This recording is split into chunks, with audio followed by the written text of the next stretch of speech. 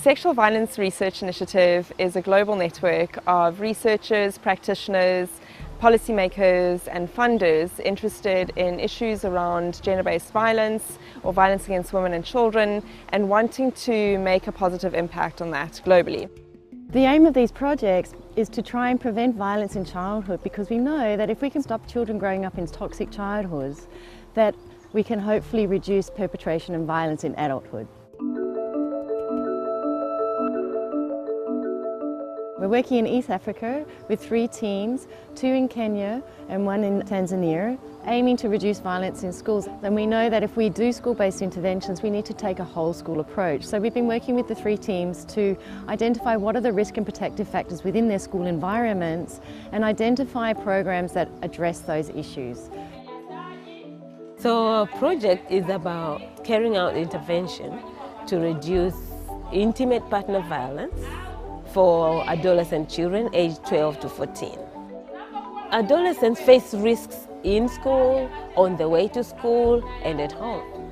So we needed parents to understand that they are very important as a form of support. The joint session where the adults and learners were having a dialogue, that was the most exciting sessions, because this provided the opportunity for the first time, I guess, for learners to be able to communicate what is it that they feel about issues related to gender, issues related to communication, issues related to the expectations from their parents and teachers.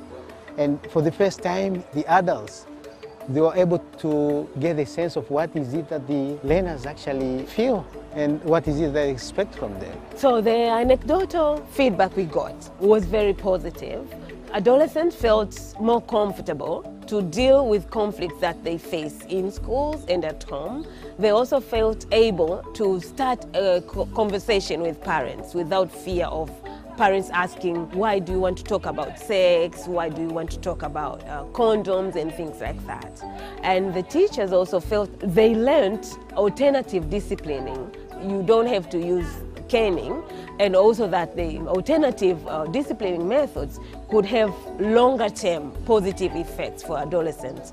By listening to the stories of teachers, they are now more free for learners to disclose some of their experiences, which is something great, because we always knew that young adolescents do experience acts of violence, but they do not report. So we see them starting to report. What is interesting about Kenya's project is our work with nomadic communities, which are known to be very difficult to reach. We encountered 2 challenges. One was getting approval to undertake the study, and the second challenge was around just being able to address child abuse from a community that considers it okay for children to be abused or for children to be married off early. And how we encountered these was to have county-level engagement meetings with the education officials, so that then they gave us the go-ahead to implement within the schools. So the parents gave us consent to talk to their children from the research perspective and also to bring them into the workshops. These are meetings bringing together parents, teachers and learners that explore the factors. What are these causes that drive parents to abuse children, and that cause teachers to abuse children, and that cause children to abuse other children? So far, the key feedback, in as much as we are still implementing the project, looking at the number of people who've come for the workshops. Because remember, you're looking at child abuse from a community where it is normalized. We recruited 20 parents, and in all the sessions you've had the 20 parents sitting. We've had the children come in, there's been no dropout, the same with the teachers. And also having parents sitting in a session with their children, for me, it's a success story for us. Our project has made a difference. We have seen communities that are beginning to be aware of what children mean to them, that the raising of children does not only take the family, it takes the entire society. We are beginning to see parents who are much more interested whether their schools are safe or not. One of the key things that stood out for us is one of the chiefs who stood out and said, our children have been suffering because they have not been told, or they've not been explained to what sexual abuse is or how they can protect themselves. But now as a chief, I'm able to use my position to ensure that our children are safe in this community. We have shared some of our findings with the Ministry of Education, and also this is influencing national policies. We are beginning to see that the national government and county governments are also interested in ensuring that the children are safe. So we're implementing a program in Nairobi targeting 2 schools, three groups of participants, that is teenagers 12 to 14 years old, their parents and teachers. This program was aimed at having a safe space where parents and children could have a discussion. One of the key objectives was actually to teach teenagers to assert themselves. So kids actually came out saying that I've learned how to tell my peers or my parents how to talk to me or how they make me feel when they talk to me in the way that they do. In fact, I remember one dad who said that he felt very bad, especially when he learned what his daughter was going through. Once they had this kind of dialogue, he came to us and said, I now know what my daughter went through, and I wouldn't want her to go through that.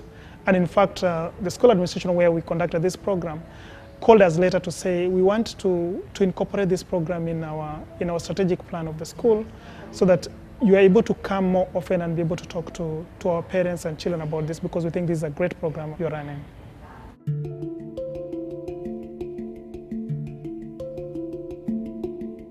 Children and women suffer widespread violence. And the situation is much worse in the developing countries. And this is because violence is rooted within cultural norms and practices which are predicted on power imbalances between women and men. So the most promising way to address this violence is by making men to believe that they can be part of the solution.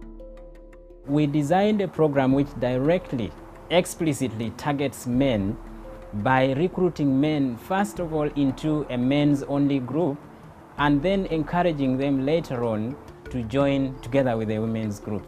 Normally we were thinking that the fathers would not easily discuss what is happening, but I was mistaken. I would see fathers coming each week discussing what they are going through in their homes, the challenges they are facing as fathers, the challenges they have as men. And so it was an opportunity for them to learn from their peers so that they can resolve some of their conflicting issues in their families. And it was the same opportunity also for the mothers. We have had testimonies of women telling us that now their men listen to them.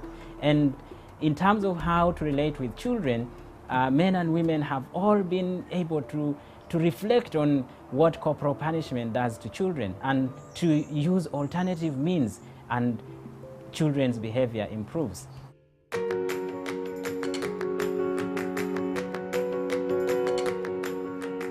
We're working with the teams in a number of different ways and at different levels.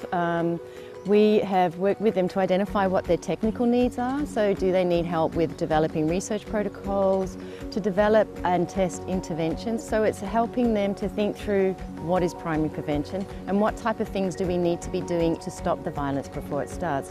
They are partners, because when you think of a funder, you think of someone who is an outsider who will come and say, do this, but they are partners. They walk with you the road, they learn with you, and they guide the process.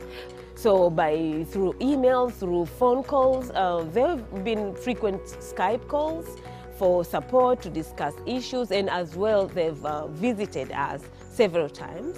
They have been able to travel to Kenya to assist us on various challenges it is that we have been facing, to address them together with us. They have also been of assistance in analyzing the information that we obtain. We're working with them to develop tools, to see what other tools are being used elsewhere in the world and maybe adapt those rather than create new things from scratch. The SVRI facilitated a number of workshops that involved the partners from different countries, and we were part of that, and we learned a lot on how to improve the design of our own programs. I think that all of us are learning, and we really love the fact that people are really understanding that we can prevent violence by working with children, working with teachers, working with parents, working with communities, across all those circles that surround the child.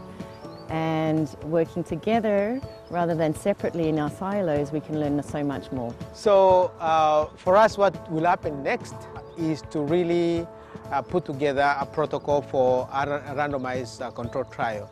If we get funding, we hope and know that we'll have an opportunity then to implement this manual and see if what we saw works here with the small group also continues to work with the larger group. It's been really exciting, and the programs are showing really great promise. So from this piloting phase, we feel now it's ready to go to a full trial.